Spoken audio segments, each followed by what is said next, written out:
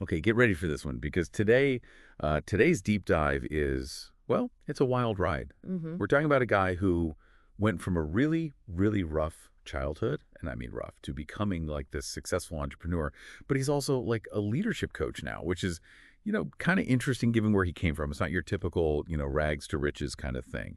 This is about finding, like, I don't know how to put it, finding fuel in the darkest places. So we're diving into The Soul Warrior, this book by Abood Tamimi. Oh, yeah, I've heard of this one. And yeah, trust me, the title, it fits. Our mission today is to figure out how Tamimi took this trauma he went through as a kid and used it, this is the crazy part, used it as the foundation for like his whole approach to business and personal growth. What's fascinating to me about stories like this is that it really speaks to this concept of post-traumatic growth. It's not about pretending the pain isn't real, not at all. It's more like recognizing that some people, not everyone, of course, but some people can take those really tough experiences and kind of integrate them into like a bigger story, a story about resilience. They come out transformed. Right. And this is definitely not one of those, super sugar-coated self-help journeys. Tamimi goes through something truly awful. I mean, we're talking abuse from ages 11 to 14. Hmm. He's very open about this time in his life in the book. And it was, I don't know, it was really striking to me how he found refuge not in like escape, but in learning.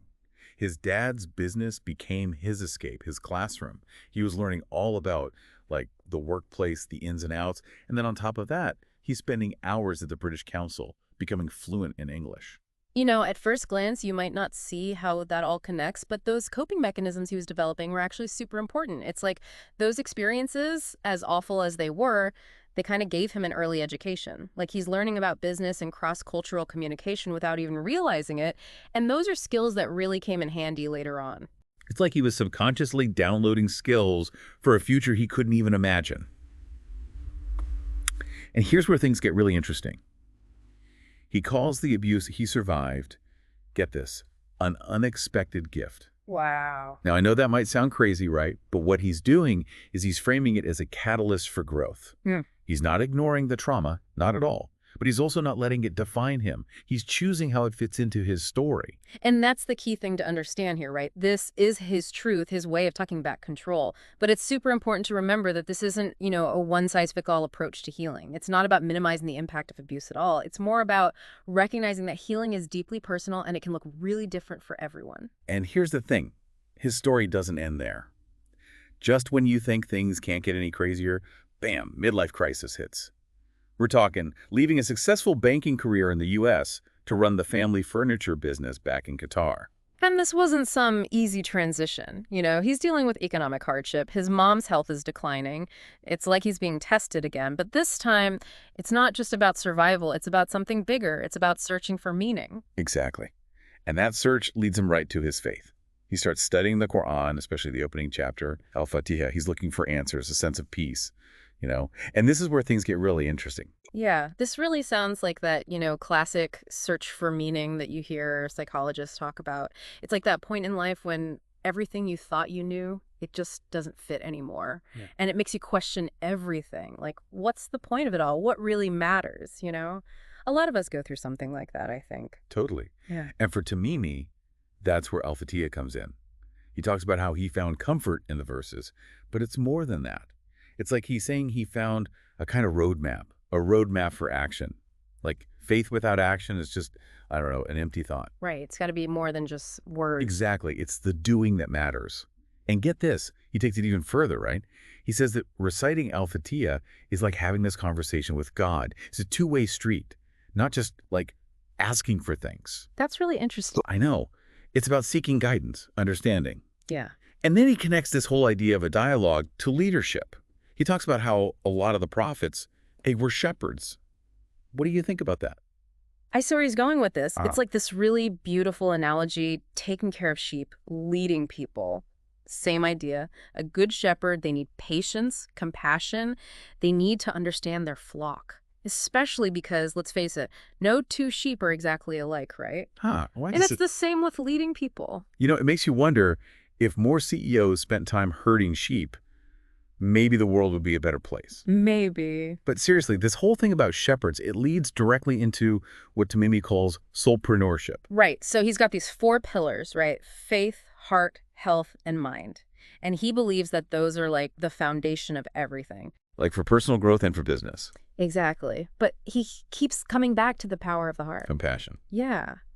And he's not just saying it's a nice thing to have, he's saying it's good for business. Interesting. And he actually lives by that, He Oh, talks about how he started incorporating philanthropy into his own life, and it wasn't just about giving back. It actually made him more driven. it's like they say, helping others is helping yourself or something like that. Yeah, exactly. And it's not just him, right? There's tons of research on this now. Okay, so it's not just some feel-good thing. Nope. It Right. has real benefits. Yeah. And here's the thing. He didn't just talk about it. He actually did something. Oh, yeah. Yeah.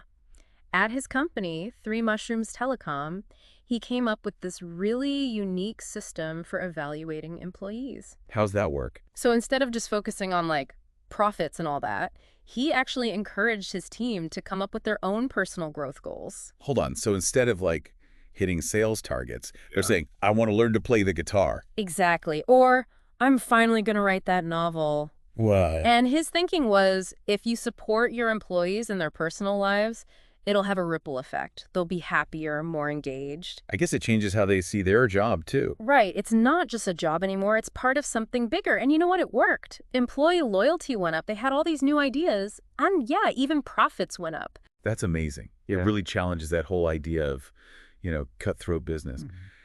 But this focus on well-being, it wasn't just some business strategy for him, right? Mm. Didn't Tamimi have his own health scare? Yeah, he was struggling with diabetes for a while, right? Yeah. And he actually decided to completely change his lifestyle to reverse it. Diet, exercise, the whole 9 yards. It wasn't just some abstract health goal for him, though, right? He'd seen how bad it could get. Oh, right, his mom. Yeah, she passed away from complications from diabetes, so it's personal for him, Yeah.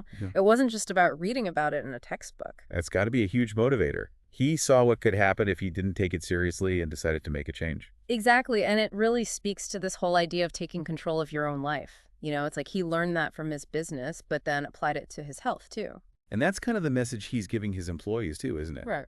You have the power to shape your own life, both at work and outside of work. Absolutely. It's about recognizing that you have choices, and those choices have consequences.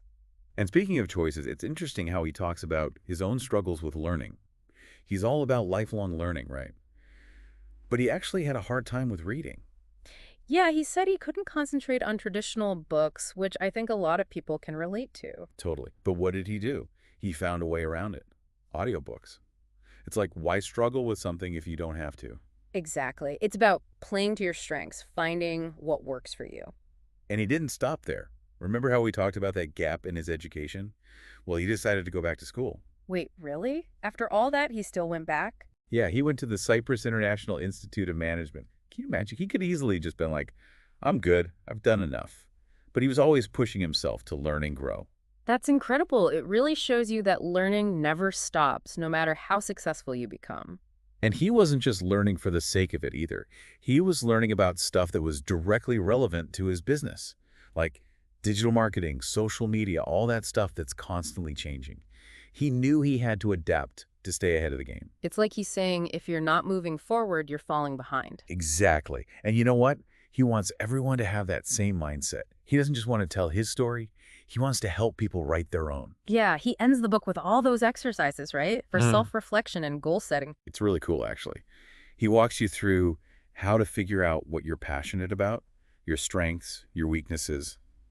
He even has you write out your own life purpose statement. Sometimes we get so caught up in the day-to-day that we forget to think about the bigger picture. I know, right? It's so easy to just go through the motions. Yeah. But Tamimi's really pushing us to be more deliberate, more intentional about our lives. And that's a powerful message. It's a reminder that we have more control than we think we do. Absolutely. So if there's one big takeaway from all of this, it's that our past doesn't define us. Even the toughest experiences can be opportunities for growth. Totally. It's about finding the strength to turn those challenges into something positive, to use them to fuel your journey. And that's it for today's deep dive. It's been, well, a lot to process, but hopefully you're walking away with some new insights and food for thought. Until next time, remember that your story is still being written. You got this.